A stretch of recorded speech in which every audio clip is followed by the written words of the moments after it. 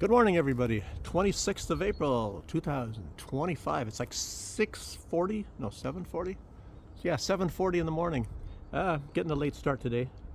Anyway, so I got some really interesting news today. Really telling. I tell you.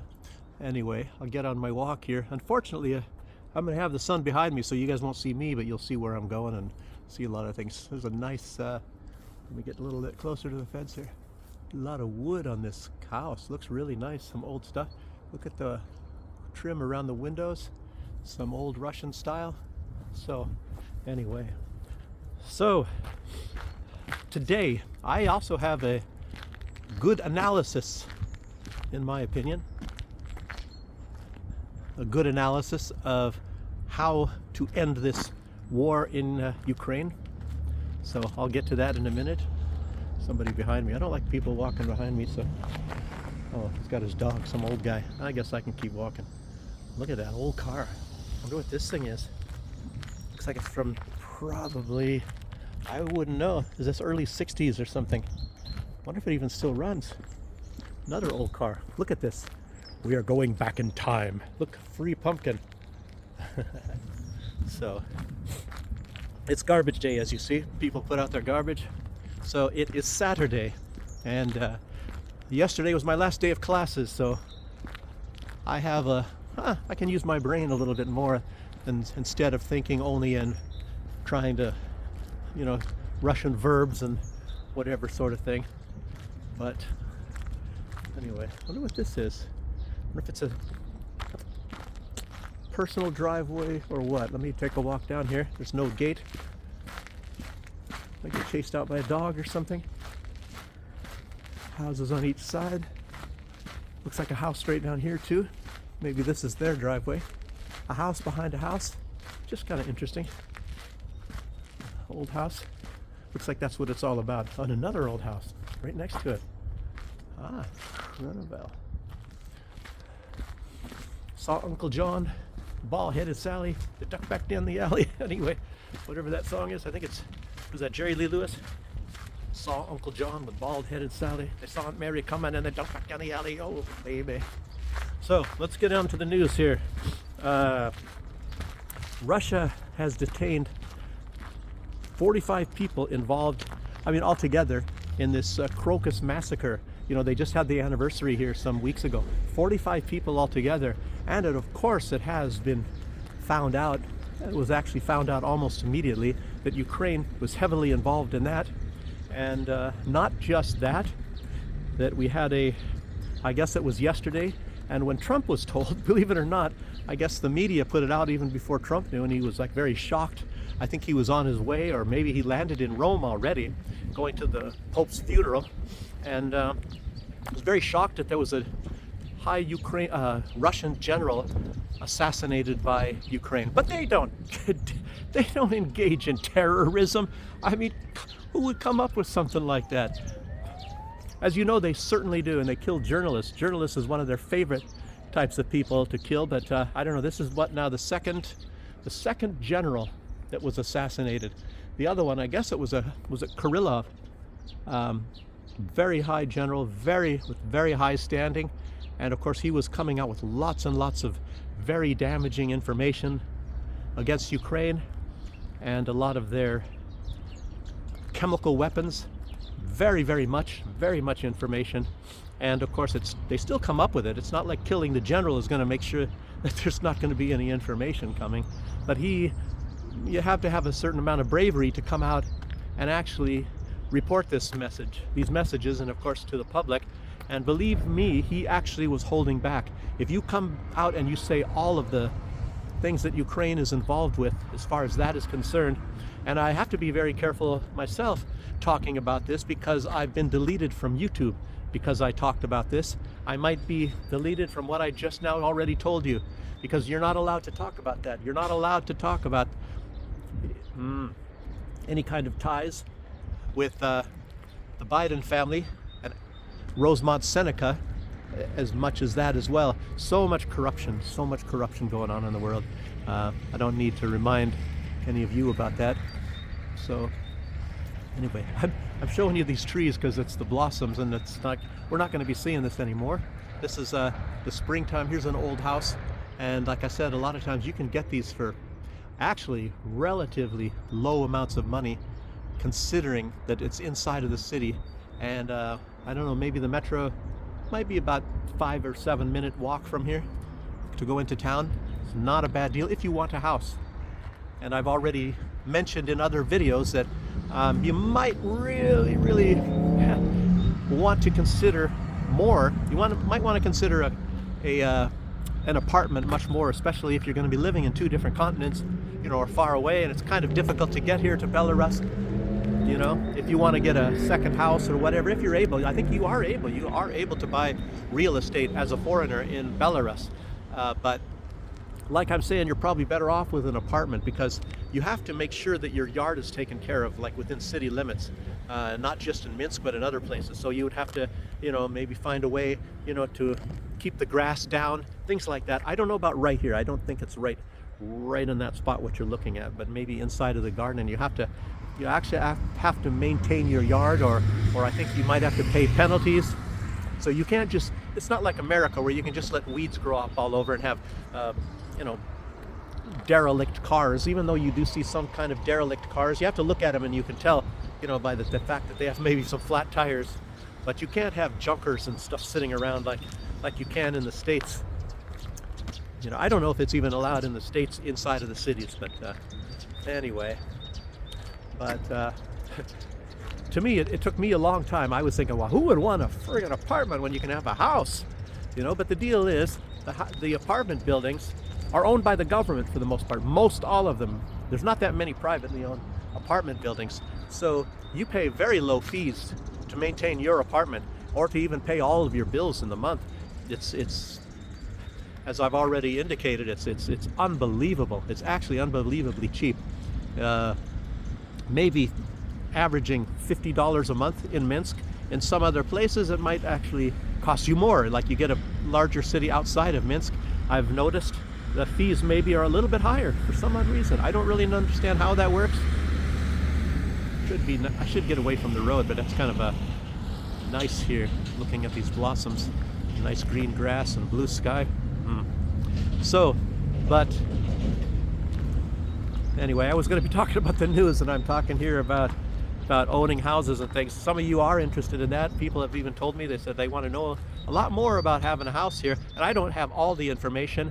I just know what I have experienced and what I've seen with my own eyes, and I don't want to lie or give you misinformation. So what I'm telling you is actually the honest to God truth. And yeah, so it's a lot of times you're better off with an apartment. Say you can lock it up, you can go away for several months, don't have to really worry about it. Make sure you you know, you don't leave the milk out, something like that, you know, otherwise it'd be stinking. Anyway, and normally it's very secure, nobody really breaks in, but you know, you still got to be careful. You always have to be careful. So let's get on to the news a little bit more. Duke, stop. You stopped sidetracking me. Okay, so I talked about that part. Let's see. And the general. Okay. The most fascinating thing, and I'll be talking mostly about that in this video, which is, you know, this peace plan that's supposed to be coming up, and Zelensky is still trying to push his PIS plan. He's altered his PIS plan a little bit, and he said, I should probably be reading this because it's just really fascinating. You know, this guy is really off into a real different la-la land. He's actually making demands. He's demanding from the U.S. This is so shocking. So let me just go back. The peace plan, the EU, the Ukraine, UK peace plan has been revealed. And like I said, it's another PIS plan. And it's like an Article 5. They want an Article 5 sort of a thing right there. To where, and of course that will definitely not work in real terms, because they said something, you know, it's something like, oh, if Russia disobeys, you know, and they want to force a ceasefire, even though Russia says they'll not go for a ceasefire because it's very obvious. I mean, a lot of this stuff it's just, the whole thing is just for idiots. It's nothing but for complete and blithering idiots or tricksters, and that's what it is. It's and it's just unbelievable. And it's like, to me, it's a complete non-starter, all of this stuff. So this Article 5, and if you look at what happened with this last energy ceasefire just days ago, Ukraine just ignored it. And of course, it might be possible that that Zelensky has no control whatsoever over many of the units in Ukraine. Of course, things diminished quite a bit, a lot of the hostilities, and Russia's still stuck with it. They still didn't. The only thing that, very difficult to talk about this, the times that Russia and Ukraine said that Russia did not obey the ceasefire was that the Russian troops were under orders that when Ukraine, the units that disobey the ceasefire and continue to fire on Russian troops, then Russia should fire back. And of course, what Ukraine is saying is Russia didn't obey the ceasefire, when in fact they were responding to the attacks by the Ukraine, those units. But a lot of units did not attack. Maybe those are the ones that listened to Zelensky, and there's ones, that are complete real Nazis, or somebody else is running the show. I don't know. But they kept on, they acted as if nothing happened. They just kept on firing on the Russians. And of course, in those places, Russia was probably firing back. But anyway, like I said, Putin said that the attacks had diminished. And Russia, for their most part, unless they were fired upon, they did not fire on any of the Ukrainians ever. Not at all. But Zelensky is an honest man, and he says this, which is laughable. I think even Elon Musk said it's laughable. But but no, Russia was the one that was disobeying the ceasefire. Russia. But okay, what do we have? That was one part of the peace plan from the EU and the UK and all that. And another part was the slow and gradual easing of the sanctions on Russia, which means they won't release them at all. Just like even the United States, when they made the deal with Iran, and to end the sanctions, they never ended the sanctions. They just kept on going. And it always happens that way. The West always does that. They never stop the sanctions. Whenever the sanctions are put on, the sanctions stay on. It has to take a really strong power to get rid of the sanctions. Otherwise, they just keep on going, and it's just nothing but lies. So, and of course, maybe what they mean by slow and gradual, I don't know. Well, there's no time frame. What, 20 years from now, maybe they'll start to ease this, do a little bit at a time. So that anyway, I don't think Russia really cares so much about that. And another part of the peace plan from the European Union, UK, and Ukraine, of course, Ukraine has various little peace plans, is that there will be no restriction on the size that the Ukrainian army, military, is allowed to have. So they should be able to build up, think about how idiotic this is, build up as big and as powerful as they wish, and there will be no restrictions.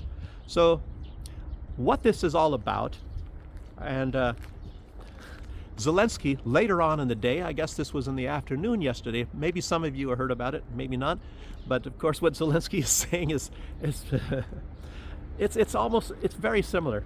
He's making these demands, and what the whole thing is, they're trying to push another Minsk, whereby in Minsk, what is significant about the Minsk agreements is that it was nothing but a trick.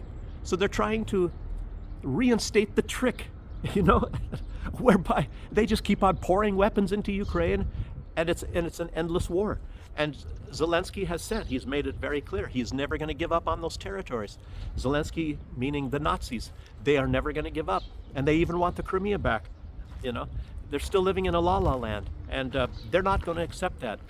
And if and when Zelensky does, he's actually not. He's actually just delaying and pulling a trick. But it's not going to happen. It's not going to happen.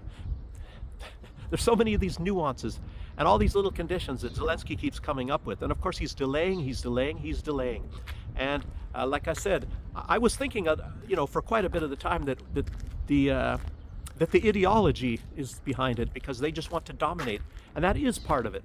But I think the main part of it is, and I've been saying that lately in the last couple of videos, is that it's the money. It's the money. They want money. And Zelensky wants money. He wants the money to keep on flowing.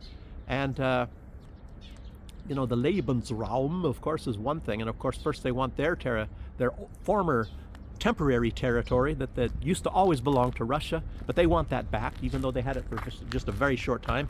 And then, of course, Zelensky has even come out and said at one point in time that he wants the, parts of Russia. He wants the Krasnodar area and all that. And he's coming up with some kind of a historical fantasy. I think that Ukraine had that at one point in time, even though it doesn't exist anywhere in history.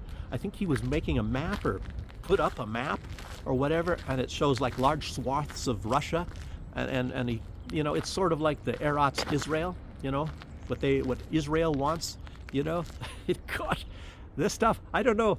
I wonder why my videos are not far more popular, because I'm putting out a lot of this stuff. I'm talking about this stuff for a long time. I don't think that even a lot of other people are talking about this stuff, and I'm trying to draw the similarities between Israel and Ukraine. And it's very obvious. And there's so many similarities, and I think some people have mentioned some of them, but you've got to maybe put it all into a consolidated picture and what is really happening here, and you can even you can draw the parallels when you start with Bandera, comparing Bandera, who loved Adolf Hitler, and he was a Nazi, and now you can put that two together and then link this to Israel and see that everything is actually, there's just too many trends, it's just too many similarities, it's just right there, Not to mention the fact that most of these people that are running, which is a very, very strange thing, is it that a lot of these people, like Kolomoisky and Zelensky, and a lot of them, they're Jewish, and I don't, like I said, I don't really want to attack Jews, because that is not right and it's not true. But I think it's just a certain type. It's the Zionist type, because if I'm going to be saying something, Jews, like everybody tries to lump them all into one cat. Oh, Jews, but it's not that. It's not true. Like there are a lot of them that are really against this stuff. It's just like there are different types of Christians as well, and there are even, I guess, a small percentage of Jews, even though some people say, oh no, it's a lot of them, many of them, some of them, a small percentage that actually recognizes Jesus and does not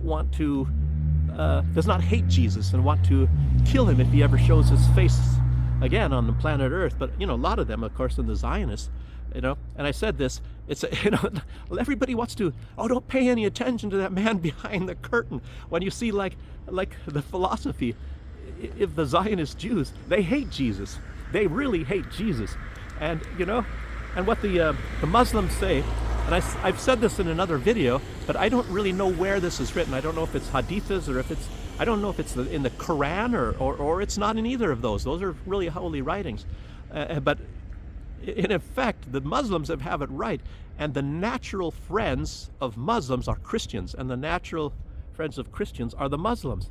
But yet some people, and it's not even just the Zionists, there's a bad part of the Judaism that have separated the Christians from the Muslims, because there's the book of Jesus is also in the Quran, and a lot of people, they would never, that's not true, and there's so many lies put out. Like one lie that they say in Israel, I shouldn't be standing here next to a road.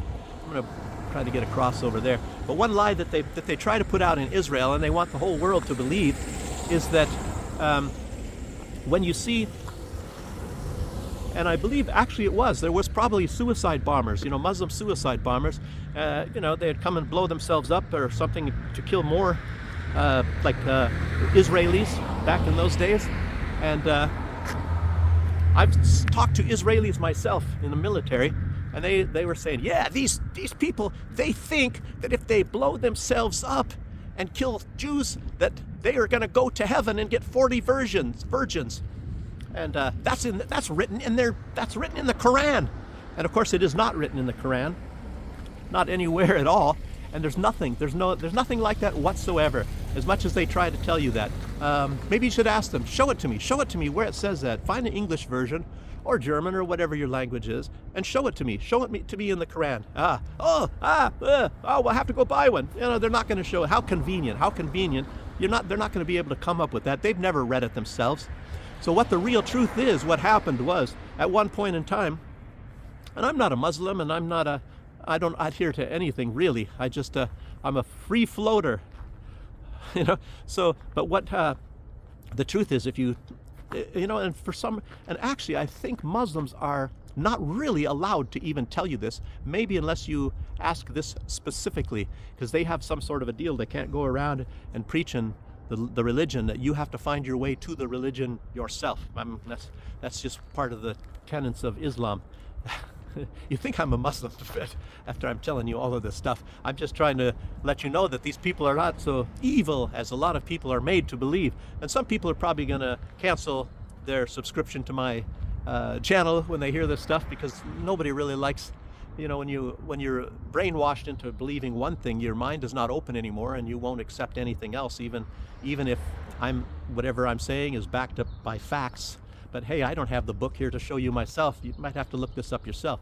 But what was happening was, I guess at one time is, somebody in the old days, I guess when Muhammad was running around or something, he was at some oasis, and some rich guy that liked women, liked his harems and liked his women all over the place, and young girls, I guess. And this person asked Muhammad, well, what's it like in heaven? And what he said, and Muhammad's trying to think, well, how can I get on this guy's level to let him know what it is like, maybe if you adapt Islam, and what it would be like if you end up in heaven. And he said it is be like, because he knew this guy's lifestyle. He said it would be like having 40 virgins or something like that. So, and that's the end of it. That's the end of it. There's no more to that than that. And of course, it's all changed, to make people, think that Muslims want to go around maybe raping young virgins or something like that. And a lot of these things that are going on in Great Britain, grooming and all this with these Pakistanis, I really don't understand what that is about. I don't know. They're very possibly, some of them are Muslims. Maybe they are. I don't know. I really don't know. But I tell you what, you can find a lot of Christians that are very evil as well. If in fact these people that are doing this in Britain, which are mostly Pakistanis, I guess, So like I said, I'll tell you what. I know a Christian guy here, and his biggest thing is he's an Orthodox Christian, by the way. Unfortunately, a lot of people in this country are not going to want to hear this, but this guy, chasing women all over the place. And I heard from one other person, and it's probably true, that he got some very innocent young Belarusian girl pregnant. She's a church girl and very innocent, good family, and got her pregnant. And then of course he walked away from her. And he was going around saying he wants to find a wife. He wants to find a wife. That's what he's doing. And he's, and I actually believed him at first. And, and I never met her, but I knew of some other Christian girl and all that. I was getting ready to say, well, maybe you want to meet this girl or whatever, and I don't know. And he can go do it himself, because she is working for a place for the church and all. And I just saw how he's chasing girls around all over the place, and he's not really. And other people are saying, even people that are his friends, they don't like what he's doing. So I decided, oh no, that's the last thing I want to do. If I know of some nice girl, I don't want this guy to be messing around with her. So, I don't know. It's going to be kind of a long video. Sorry about this, guys, and I haven't even gotten to the point, but I'll do that. I hope you don't mind. It's kind of nice, a nice spring day here in Belarus. I'm showing you real typical suburbish type of areas inside of Minsk. So I hope you guys appreciate that. Very beautiful, nice color. Okay, let me keep going here so I don't waste your time, getting on tangents. It's all your fault. Okay. I think I talked all about this area, but the UK, EU peace plan and all that. And so I don't know. And UK is actually starting to now, they've definitely, you never know with these people, because you can't put anything out as being definite facts, because they change things. Oh, Ukraine is not going to go into NATO. I mean, this comes out from Rutte, the guy in charge of NATO. And then a couple weeks later, he says, yes, we have this path to Ukraine joining NATO. They change themselves every 2 weeks. These are a bunch of friggin' idiots, I mean, gosh, You know, these people are leading us. These people are, you know, NATO and these country leaders. I tell you, it's just incredible. It really is, you know, it makes you want to say, what the heck is going on? What a bunch. I mean, then you find some real rational leaders like Lukashenko and Putin and Trump even for the most part. And, you know, and it's like really refreshing. And they have all these people that their nice suits and their nice haircuts running around and, you know, talking big and everything. And they're, including a lot of these women, or some of them are the worst. Boy, I tell you what, boy, I don't know. They should just maybe just shut up or lock these people up. I don't know. You can take a person off the street and they're probably a lot more credible than these professional diplomatic types people. I mean, my. It makes me wonder, man, I can get a job. I'm a heck of a lot more credible than these jokers are. Gosh dang. So let's keep going here. Like I said, they have their own piss plan. Okay, I think I'll probably read how I wrote this here. I'm getting this frustrated. The Ukraine and the EU, they're losing to Russia. Obvious, you know. Oh, Zelensky. This is the big news. This is the big news right now. So it's a big story. So Zelensky, he's demanding actually. He didn't probably use the word demand, but it's definitely a demand, because you see the language that he used. I don't know if it was in Ukrainian or if it was in English, but he knows exactly what he is saying.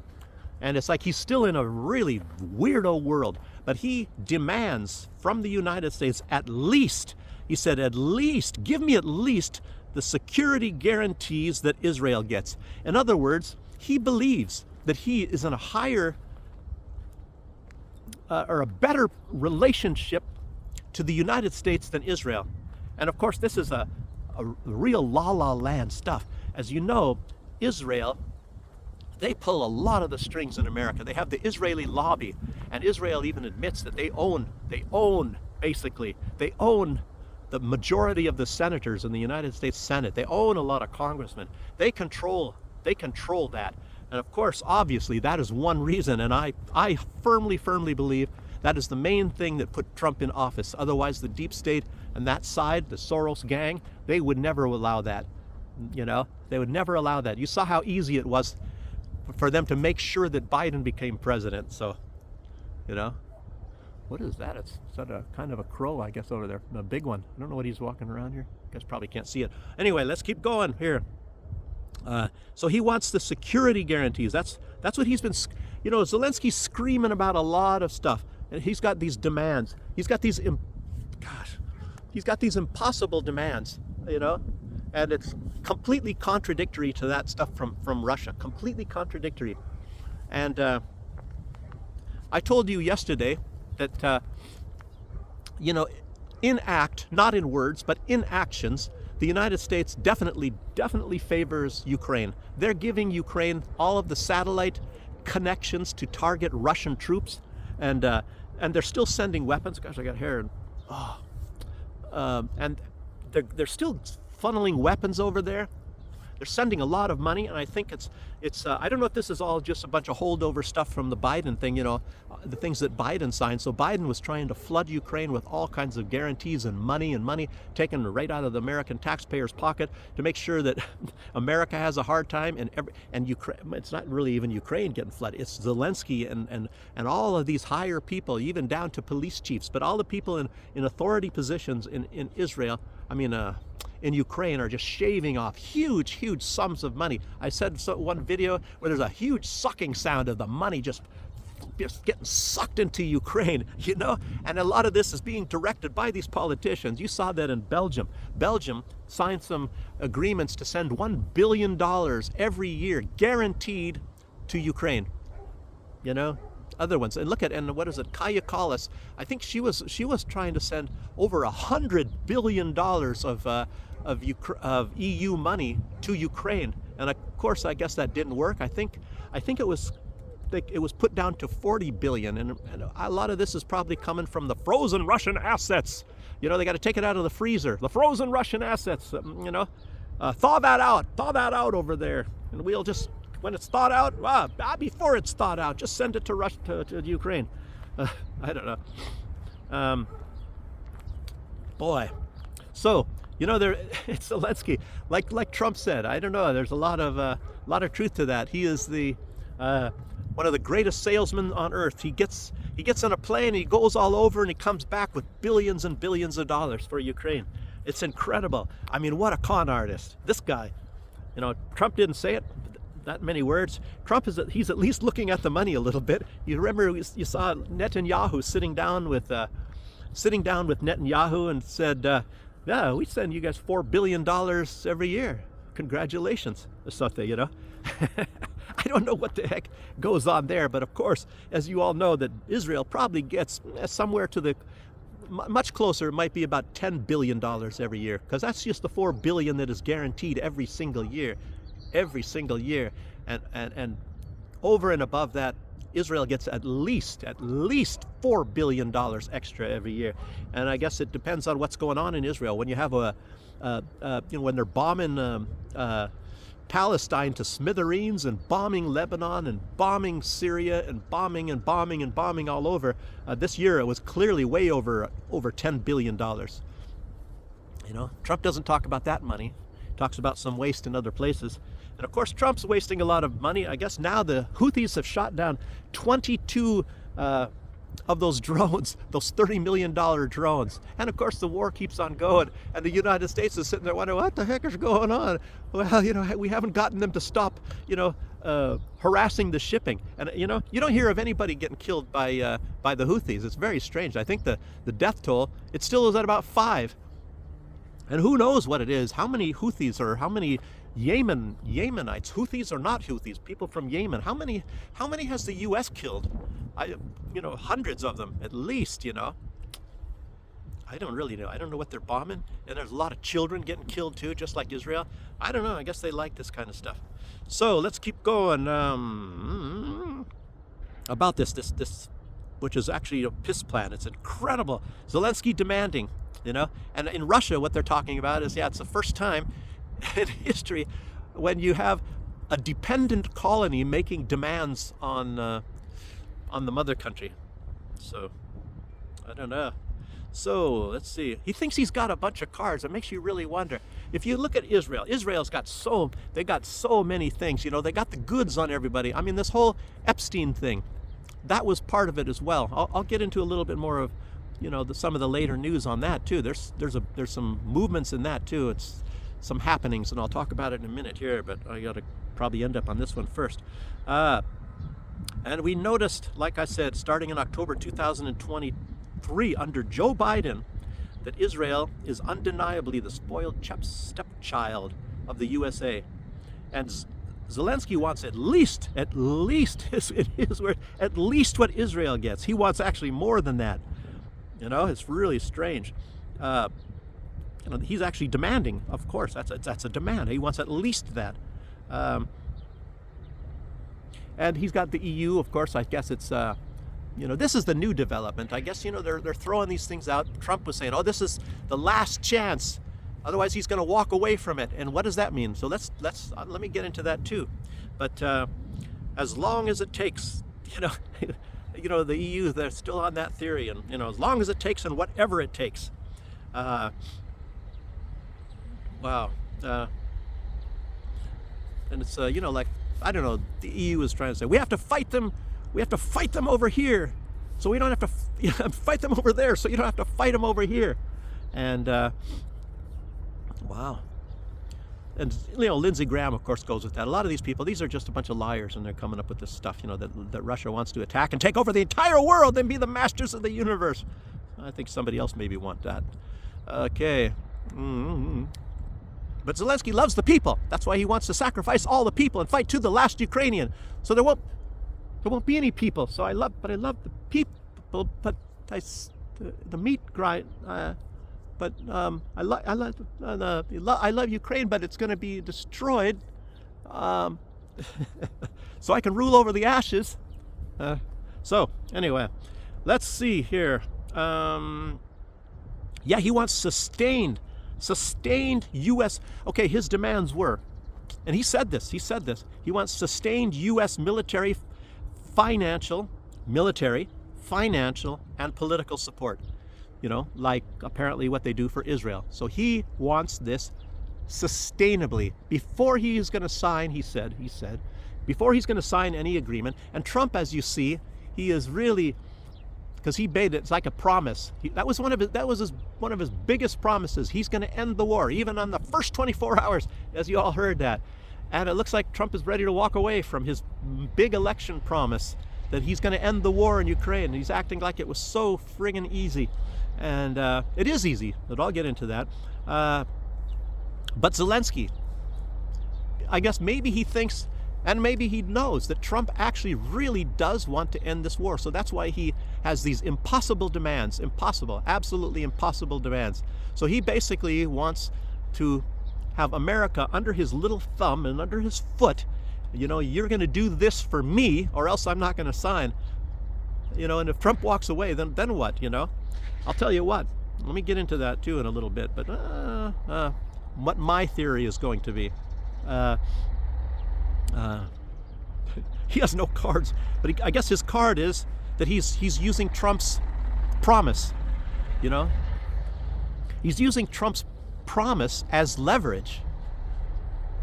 So he's saying, well, Trump wants to be legitimate, but I'm going to make sure he's not unless he does what I want him to do. Wow, this guy, he's taking a risk here. But of course, Zelensky, he says that his position is unchanged, and it's not really unchanged. He was actually demanding that Trump goes to trial. Putin goes to trial and all this other thing. So he's actually changed in a lot of those things. But it's unchanged as far as he wants all that territory back. So Zelensky, like I've been saying the entire time, he wants a win. And of course, if his position is unchanged, he still wants probably Russia to pay him billions or trillions of dollars, So he wants, in order for him to sign this document, he wants that Trump signs that he wins the war, basically. When he's actually losing the war, it's like what is this? Some kind of a paradox. It's really strange stuff. Zelensky, I cannot believe this guy. You cannot believe this guy. But I know a way, and I'll tell. If Trump watches this video, which I think he does, because he always, just like all these leaders, when they watch my, I put something out and it actually comes out sometimes to be true, and they say it themselves, the day afterwards, or maybe the same day I make the video. So Trump, stay tuned. I'm gonna get to this. Yes. So, okay. Let me read this. Okay, let's get to this stuff. The EU, a lot of these leaders, Starmer, you guys heard it yourself, right out of Starmer's mouth. We can't win this war unless we get the United States. He said it's impossible. We have to get the U.S. involved. And then you have the United States, and there's been generals, and they've had these, I don't know, maybe by AI, they had these computer things going about, if there was a war against Russia. And guess what? Russia wins every single time. They cannot come up with any kind of a scenario where the United States and Europe, all of NATO, believe it or not, can possibly win a war, a conventional war, against Russia. So they cannot win a war. And I think Trump has at least acknowledged that this is not really anything he wanted. Obviously, he says that. He said this war would never have started if he was the president. So he really wants out of this war. And that's probably more than that he wants out of the war than he wants to see the killing stop. Because he knows that this is not a winnable thing, and this is just a big, huge money drain. And you see how these, I was saying Nazism, but it seems to be more greed. Zelensky, he doesn't give a crap. You guys know he doesn't give a crap about Ukraine. Who would send all of their men? Who would have people snapping people up off of the streets into the thousands? And they say 30,000 a month. They got to snap them off the streets and shove them up to the front line and watch them die as cannon fodder against the Russian. Oh, we love our people. Oh, come on, man. He doesn't give a crap about the Ukrainian people. He doesn't even give a crap about Ukraine. I think what these people want, a lot of these Nazis, and they're just there to cash in. They're there to cash in. They're ordering Rolls Royces, which is a very undeniable fact. More Rolls Royces, the high luxury Rolls Royces, more of them go to Ukraine than any country on earth, and that's just Rolls Royces. You could, I don't know, want to get down to Rolex watches or anything else. I mean, boy, a lot of this money. So they want this money to keep on flowing, and Zelensky, I don't think he's any exception. And like Putin said, that they've got huge amounts of money, and apparently Russia has the, I don't know if they have the concrete evidence, but they've got information that says that there are vast sums being parked overseas by the Ukrainian government. He's admitted that. So say no more, say no more. And I don't know what they're going to say. Israel. Okay, another part of this is Zelensky is talking about a ceasefire. He says he will not do anything without a ceasefire. That's another condition. So let's keep going. Okay, let's see. I had another part in here. Where is that? It must be on. Okay, it's on another page here. Oh, I gotta hurry up here. This is taking too long.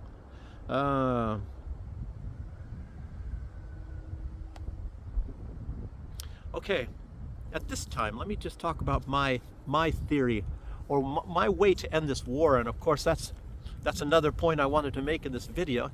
And it's Trump should see this. Trump, pay attention now. You sit down and you shut your mouth and you listen to what I got to say here.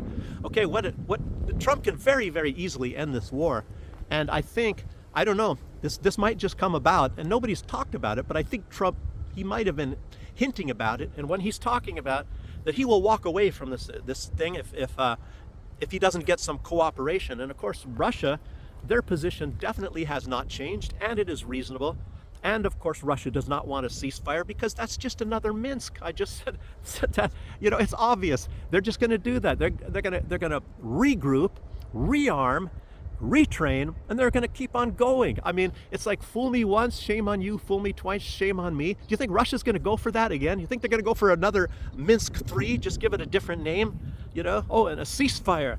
Oh, they'd have to be really, really stupid. I don't know. Putin is trying to go out of his way to accommodate Trump, but I don't think he's going to go there. And I don't think Trump is stupid. I think, and Zelensky, he's another thing he's pushing. If you watch his videos, sitting in his luxury palace room or whatever like that, he's talking about that the United States wants a ceasefire.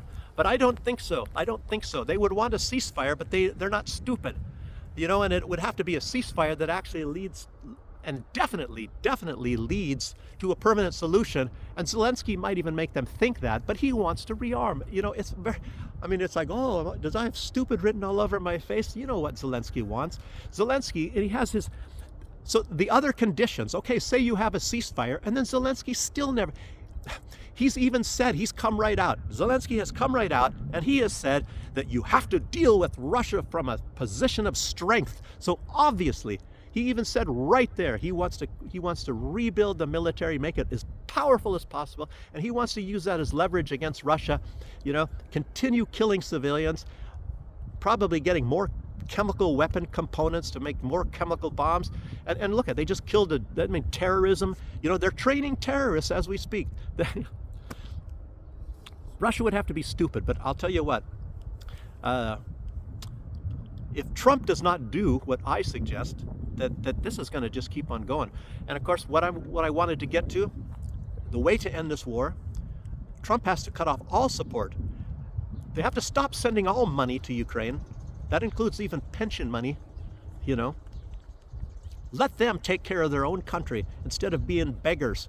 You know, beggars completely dependent on everybody else to take care of them. Ukraine has a history of everybody else has to take care of Ukraine. We are the master race. Everybody has to take care of us. You know, it's sort of like, oh, we don't have any leverage on you, but you have to take care of us because we are the master race and we are Ukraine. And that's just how it is. We have better blood than you. Well, even though we're very much mixed with Russians, you know, which are the species, Ukraine, you know, Zelensky himself is probably more Russian blood-wise than he is Ukrainian, you know. Oh, but don't pay any attention to that man behind the curtain. This whole thing is just nothing but an exercise in idiocy. You know, every single aspect of all this stuff makes you really wonder what happened to the brains of so many people in Ukraine. I mean, it's like the United States is partly responsible for this, but it's, you know, it started with Bandera, and maybe that's why Adolf Hitler was so scared. He's scared crapless of Banderas, so they put the guy in a prison. So he spent most of his time directing all these operations of killing Belarusians and killing lots of people, and the Germans let him do that, but had to do it from a prison cell. Very interesting part of history, you know, that this guy would be so persuasive. The power of persuasion, this Banderite guy, very, very frightening. Getting people to kill tens of thousands of people very easily. One person, anyway. And they even gave him a very nice grave, you know, in Germany. And Germany was supposed to have gotten rid of Nazism, but I don't know. This stuff confuses me. Anyway, sorry, get up. A lot of you guys sympathize with me. I'm glad that there are some people that actually, a lot of people watch these videos. There's at least 30 of them that watch this video, probably within like maybe a 24 to 26 hour period, and maybe it's up to 50 that get around to. Maybe you guys have jobs and you can't watch them, but it's just different viewpoints, and I think a lot of people don't talk about this. You hear some things like this from Scott Ritter and Douglas McGregor and things. Very interesting people, you know, very, very well informed, so they know what's going on. So anyway, you got to stop all this support with Ukraine. You got to stop sending, of course, the military weapons and all that. Not only that, and this is the key point. This is the key point right here. You know, and you have to get yourself in a position to do this. And I'll tell you what, if it was me and if I was in charge of this, I could really do this. I could do this in the United States. You have to also have a little bit of the media involved in this, and you're going to have the Democrats and the leftists, and of course, you know how they work. It doesn't matter what you're talking about. They will have to go against Trump on everything, even if it's something they've always supported in the past. If Trump says it, they got to go against it. That's often how opposition works. But what Trump has to do is he has to at least have the threat, and if not the ability, and back it up with actions of supporting Russia. If Ukraine, and it's obvious, and I think Trump is trying to play stupid right now, that Zelensky has got him wrapped around his little finger, and Zelensky is just maneuvering and delaying and just, you know, comes up with something else and comes up. Zelensky wants to end this thing in a complete win for him, any possible way where he can keep this money flowing. And it seems like that's the common theme. He wants that money to keep on flowing into his pocket and flowing into his buddies in Ukraine's pocket. He buying up properties all over the place, and oh, we're so humble, Mr. Macabre. Oh man, I tell you. Anyway, let's keep going. Israel, like I said, has a lot of cards. Zelensky, he doesn't have that many cards. He's trying to get cards, you know. And I've had to have some certain types of training in my past, you know, of manipulation, of how people manipulate you, and you have to look out for how people manipulate you. And I don't know, he's not even doing a great job of that, Zelensky, but that's a whole other issue. So let's see. Gosh, but his position has not changed. You know, I went into that already. Okay, I had a part. I wrote it here, and I guess I missed it some time ago. But anyway, it'd be. I'll just talk about it anyway. It's so people would look at Trump if he did this, you know, and it's like switching sides, you know, and it's a flip-flop or whatever the heck you want to say. But there was a time in history when this happened before, and it also concerned Eastern Europe, when there was a leader, and he was a great leader, and it's even part of his name, that he flip-flopped. He went from one side to the other, and that was during the religious wars in Europe. It's called the 30 Years' War, 1618 to 1648, and the leader, he was one of the electors. So as a matter of fact, he was the elector of Brandenburg, which is Brandenburg, Prussia, and as a matter of fact, he's known by his real name is Frederick William. He's part of the Hohenzollern dynasty, which was the last Kaiser of Germany, and they call him the Great Elector of Brandenburg, and it was Brandenburg, Prussia at that time. And I mentioned this history because that was what I was studying most of the time a lot of the time in the university. It kind of fascinated me. And it started out from a different dynasty called the Ascanian dynasties, and Albert the Bear was the first leader of that. He was one of the knights from the Teutonic Knights that fought in the Crusades, and they were the first ones that got the Nordmark, and on and on. Anyway, eventually this grew into Brandenburg. Brandenburg came into Prussia, and then you have Frederick the Great and all of this, and the Prussian military. And then Prussia is actually the country that consolidated the Germany as we know it today. And a lot of people, they talk about Germany existed much longer before that, but and Adolf Hitler talks about the Third Reich, the Third Reich, the Dritte Reich. And of course, maybe one of these Reichs, or what he's talking about, is like maybe the Holy Roman Empire, but it really wasn't a consolidated Germany at that time. And of course, a lot of all those people were mostly speaking German. Of course, it included Austria and even northern Italy, and a lot. But when I was talking here about the 30 Years' War, in large part that was it was a religious war, and it was came about with Protestantism and all that. So it's about religion as well. And Europe lost the largest. That was the most bloody war, or the most deadly war in European history. And but the Great Elector of Brandenburg. Anyway, let me cut it short and get to what I was trying to say. The Great Elector of Brandenburg, he switched sides, and that was actually the first place in the world that had religious freedom. It was not America. It was Brandenburg, and that was at the time the colonies were being established in the United States. And of course, maybe what was the first colony was Jamestown in 1607. Roanoke was the first colony, and Roanoke disappeared for some odd reason. But I think the first permanent colony in the U.S. was 1607.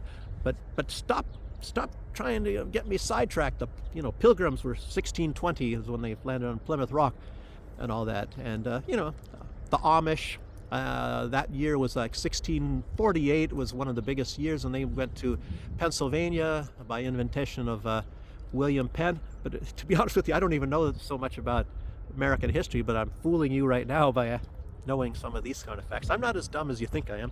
But anyway, Frederick William, he switched sides in the 30-Year War, and and he still got that title called the Great Elector.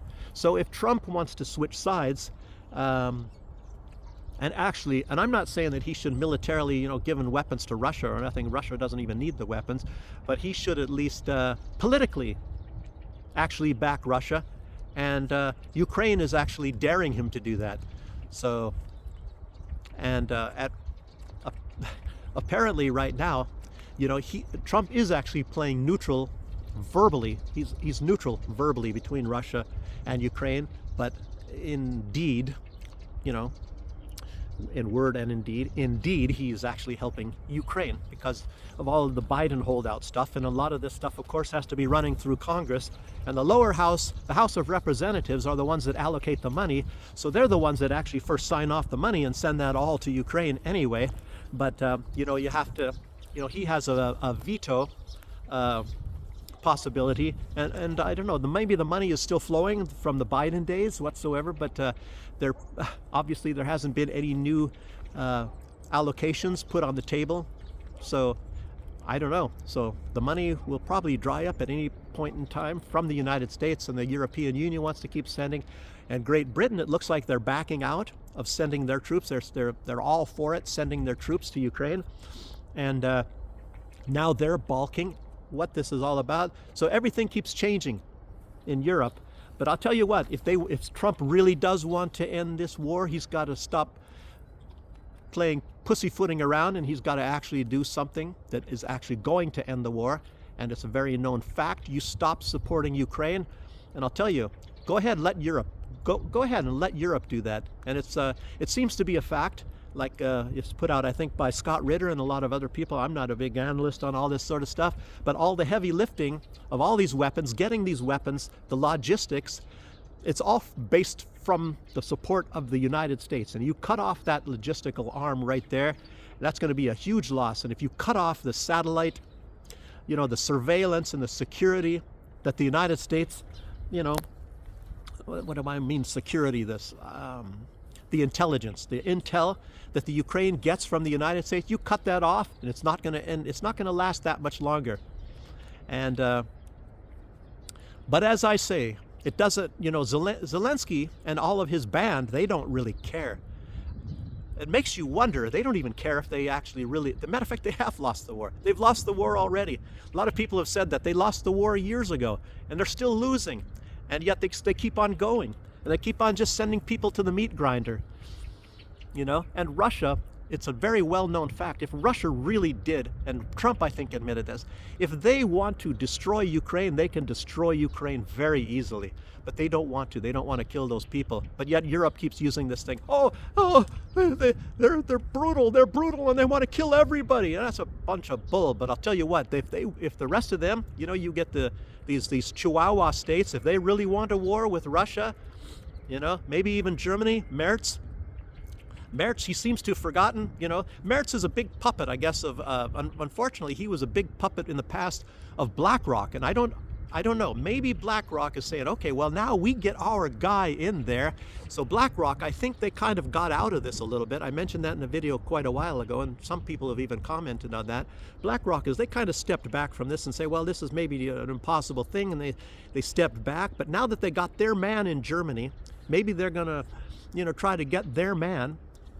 And Merz, in truth, he did a lot of damage to Germany by making it subservient to BlackRock and a lot of the big corporations, I guess, if you look in the past of his actions. So maybe BlackRock is going to come right back into the game, you know, but I doubt it. I doubt this very much. Germany doesn't have the capacity really to do that, even though in some of these last weapons shipments, you saw that they have a lot of weapons. They can send a lot of weapons to Ukraine as well. And it's a bunch of big lies, as I was saying, and I mentioned that in other videos. I should have mentioned that in this one too, and I'll mention it right now. Remember when this stuff started in Israel, you know, and Biden was saying, oh, we don't have any more weapons. That's why we have to send the cluster bombs to Ukraine, because we're running out of weapons and all, you know. And I said, all this time, they got a lot of weapons. The United States has a lot of weapons. They got a lot of ammunition, a lot of it. And they're just lying, and I don't even know why they are lying. But then that war started in Israel, and man, all of a sudden, the United States have billions of weapons to send to Israel, bombs and bombs like you would never believe. And Zelensky is sitting there watching. You told us you didn't have any bombs. And that's probably why he's also playing, well, fool me once, shame on you. Fool me twice, shame on me. I know you got a lot of bombs, and you got to send them to me, you know. Or else, I don't know, makes you wonder if they're going to start getting leverage, you know, like the Israelis do when they were using, for example, Epstein. You know, maybe they need to do that. Zelensky he should get some of his properties going and have big sex parties and invite a lot of congressmen that are, or how about maybe, I mean, he's already got a lot of these women like Kaja Kallas and Ursula von der Leyen. They'll do anything. And maybe even Macron.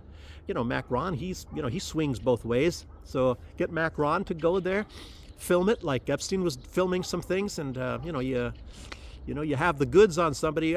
We know as well as you do your laundry and your daughter, things like that. So, you know, Zelensky, I think he should start getting into that sort of stuff if he wants to be having and get the cards. You know, you don't have any cards. He'll get some cards then. Anyway, that's about it. It's about an hour-long video. Hope you guys liked it. And I might even be going out somewhere today. I don't have classes anymore, and I was thinking I'd go to some place, maybe talk to some drunks or something like that. I know of a place. If I get the time, but I seem to have taken too much time on this video. But I got to go do some shopping and stuff. Maybe I'll end up getting to that place and, and just getting some interesting footage for you guys that doesn't have anything to do with politics. I'll try to put that out if I can do another video like that. We'll see. Okay. Thanks for joining me. I hope you enjoyed this video. I enjoyed doing this one. So I'll see you guys on the next one. Bye-bye.